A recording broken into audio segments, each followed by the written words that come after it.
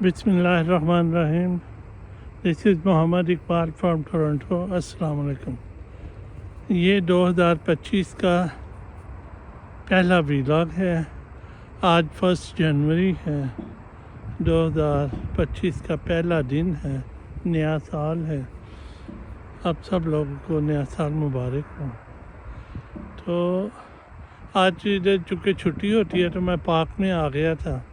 تو حالانکہ بڑی سردی ہے، ٹھنڈ ہے، لیکن سردیوں میں بھی جنگل کو دیکھنے کا ایک اپنی بیوٹی ہے. اب آپ دیکھ سکتے ہیں کہ گرمیوں میں سمر ٹائم میں تو ہر گرین ہر چیز ہوتی ہے، لیکن جب سردیوں میں درختوں پہ پتے نہ ہوں تو ان کا بھی ایک اپنا حسن ہے. میں تو اس کو انجوائے کرتا ہوں. آپ لوگ پتہ نہیں کیا مسئلہ ہے.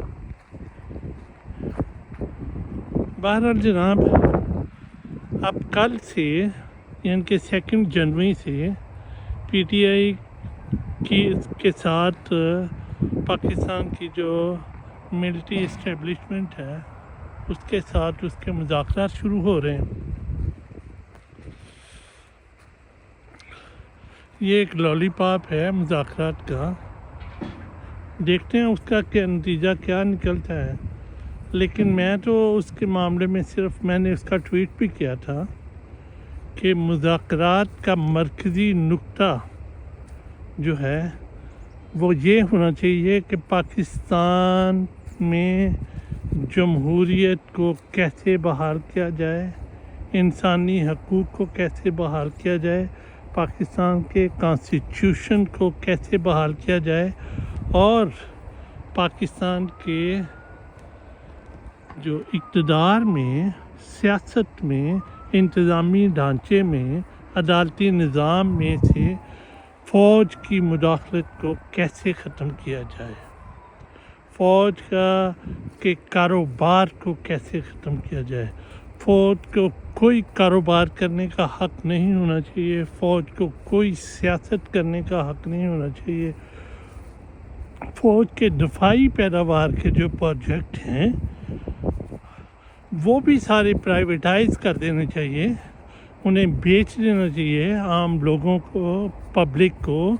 جو پرائیویٹ اونرز ہیں وہ اس کو اون کریں اور فوج ان سے اپنے پروڈکٹ بائے کرے یا آرڈر دے کے ان سے کروائے، جیسے پوری دنیا میں ہوتا ہے.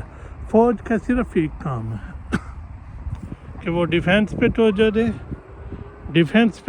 دے اور پھر ڈیفینس پہ توجہ دے، بس. اس کے علاوہ اور کوئی کام نہیں ہے.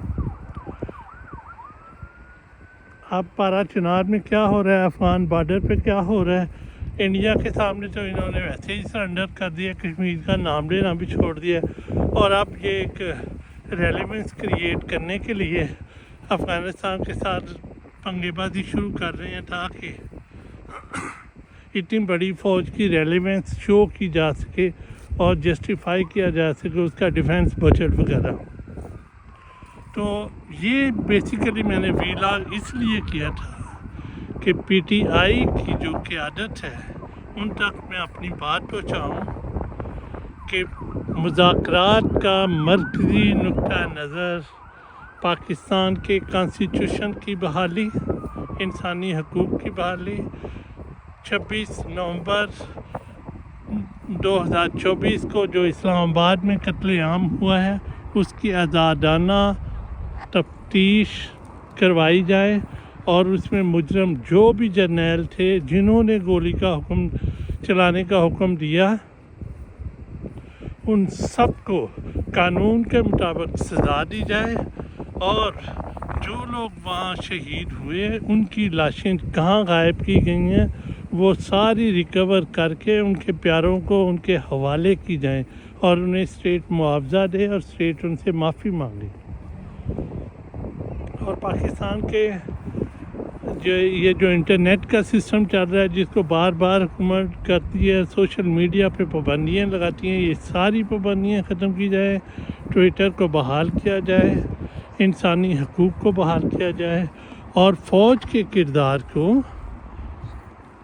سیاست میں ہو چاہے وہ عدالتی نظام، جیسے سپریم کورٹ کو انہوں نے کنکر کر لیا ہے 26ویں آئینی ترمیم کو 26ویں آئینی ترمیم کو ختم کیا جائے، رول بیک کیا جائے اور پاکستان کے آئین کو اس کی ٹرو فارم میں بحال کیا جائے،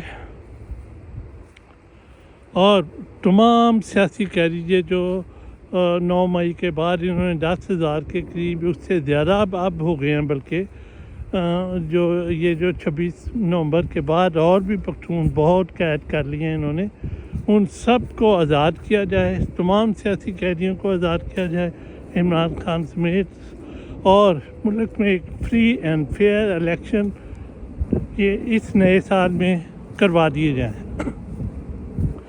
اگر یہ سب کچھ نہ ہو اور فوج کا کردار رکھ کر کوئی معاہدہ کیا گیا تو ہم اس کو ریجیکٹ کریں گے، ہم اس کی مخالفت کریں گے، اس کے خلاف عوامی رائے کو جو ہے منظم کرنے کی پوری کوشش کریں گے، چاہے وہ معاہدہ پی ٹی آئی کی قیادت ہی کر لے۔